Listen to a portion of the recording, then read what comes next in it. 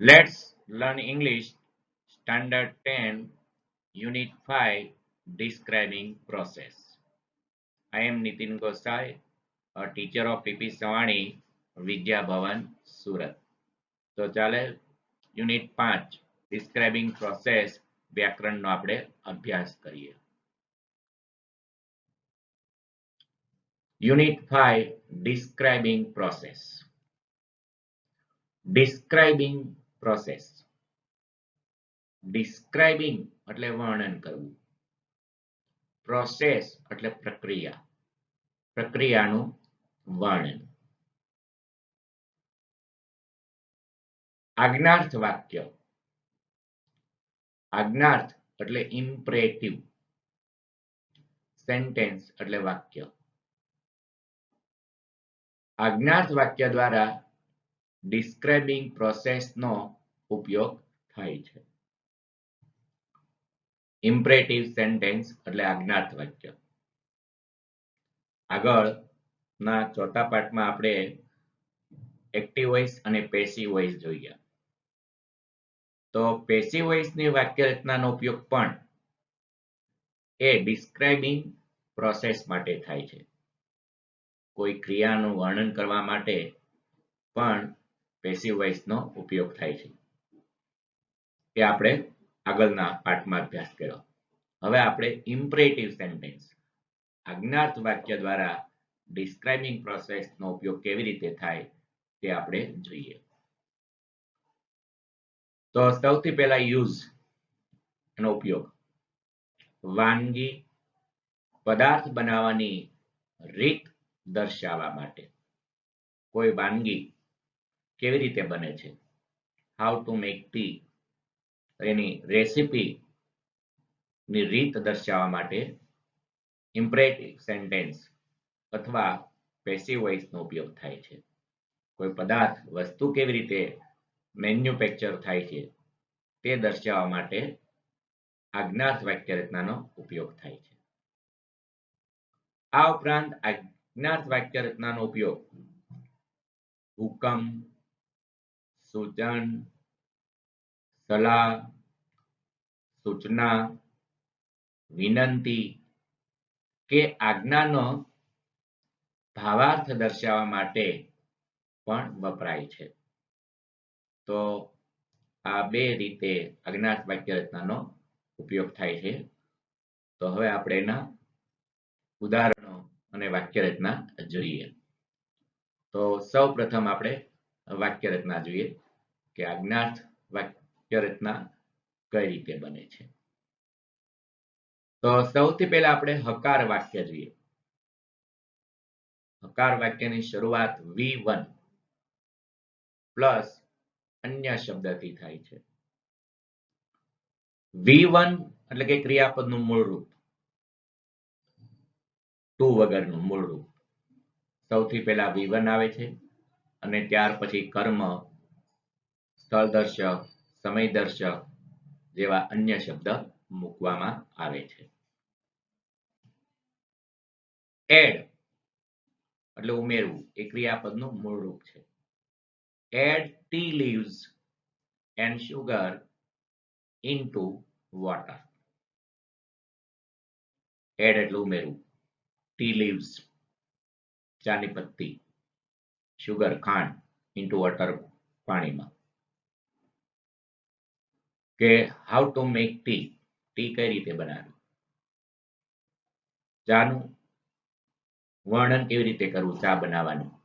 તો સૌથી પહેલા પાણીની અંદર આપણે એડ ટી લીવ્સ, એડ એટલે ઉમેરવું, એન્ડ સુગર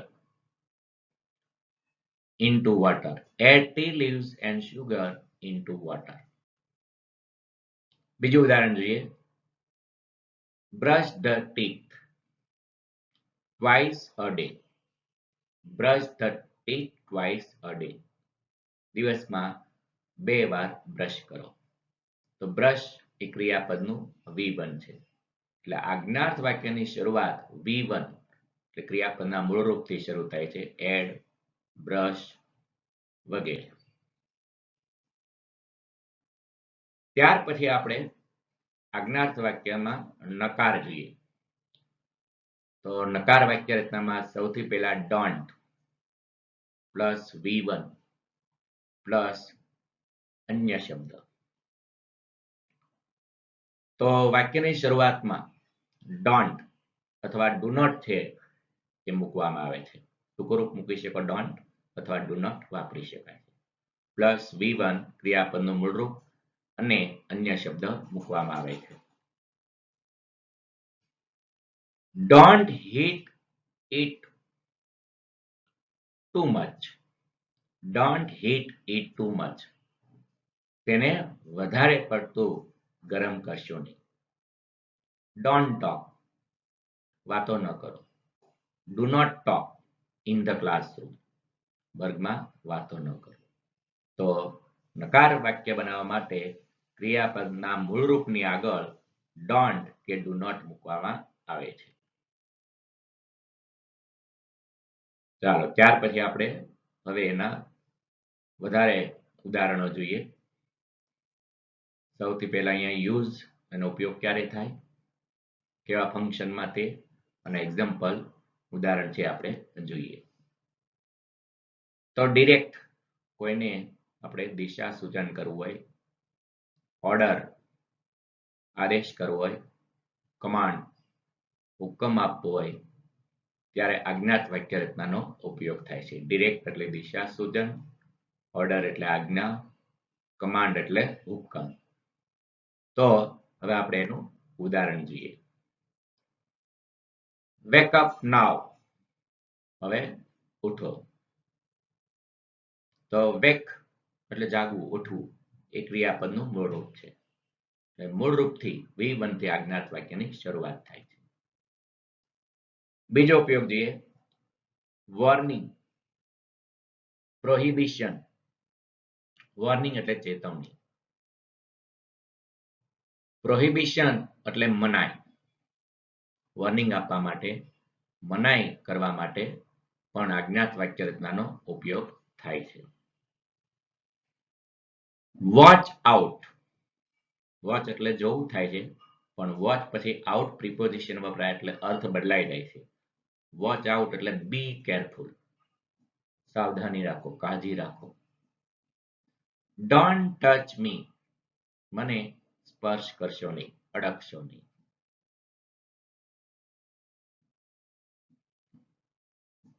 આગળ જોઈએ એડવાઇસ, સલાહ. અમે ટીચર્સ દ્વારા વિદ્યાર્થીઓને વારંવાર સલાહ આપતા હોઈએ છીએ.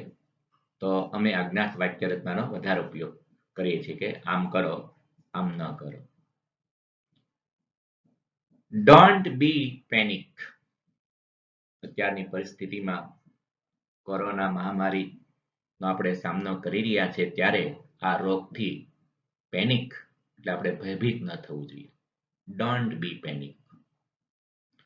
Don't eat too much. વધારે પડતો ખાશો નહીં. ત્યારબાદ ઇન્સ્ટ્રક્શન, સૂચના આપવા માટે પણ આજ્ઞાત વાક્ય રચનાનો ઉપયોગ થાય છે. Go straight ahead. ગો એટલે જવું, સ્ટ્રેટ એટલે સીધા, અહેડ એટલે આગળ. Go straight ahead then turn left. સીધા આગળ જાઓ અને ડાબી બાજુ વળો. Take the pill after a meal. Pill એટલે દવાની ગોળી, ટીકડી. મીલ એટલે ભોજન, ફૂડ. જેમાં પછી આ દવા લ્યો. ત્યાર પછી આજ્ઞાત વાક્ય રચનાનો ઉપયોગ થાય છે. રિક્વેસ્ટ, વિનંતી. વિનંતીનો ભાવાર્થ દર્શાવવા માટે. તો તેના ઉદાહરણ જોઈએ. Please don't go there. Please don't go there. મહેરબાની કરીને ત્યાં જશો નહીં.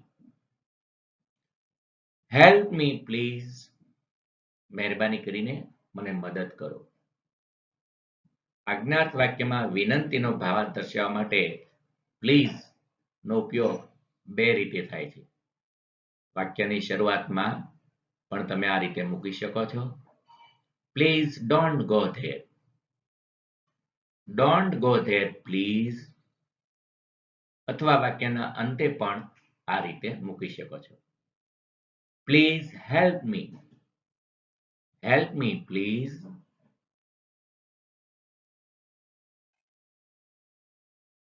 હવે થોડાક બીજા વધારે ઉદાહરણો જોઈએ આપણે આજ્ઞાત વાક્ય રચનાના ઇમ્પરેટિવ્સ. એઝ રિક્વેસ્ટ, વિનંતી તરીકે. Can you help me please?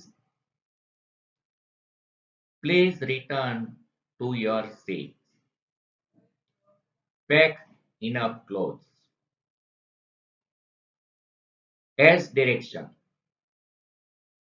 દિશા સૂચન માટેના ઉદાહરણો જોઈએ. Go straight on Pine Street. Go straight on Pine Street. Take a U-turn from the roundabout. અહીંયાથી U-turn લ્યો.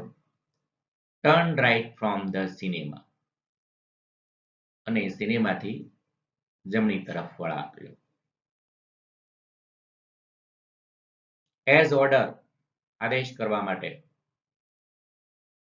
કર્નલ, મુખ્ય અધિકારી તેમના સૈનિકોને ઓર્ડર, આદેશ છે એ વધારે કરતા હોય છે.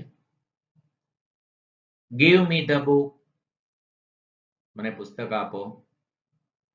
Stop talking so loudly. Wash your hands before you eat. As advice, સલાહ આપવા માટે પણ આજ્ઞાત વાક્ય રચનાનો ઉપયોગ થાય છે. Don't eat junk food. Consider the lily. Consulate the doctor.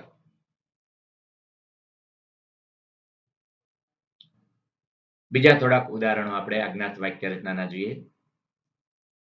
Please close the window.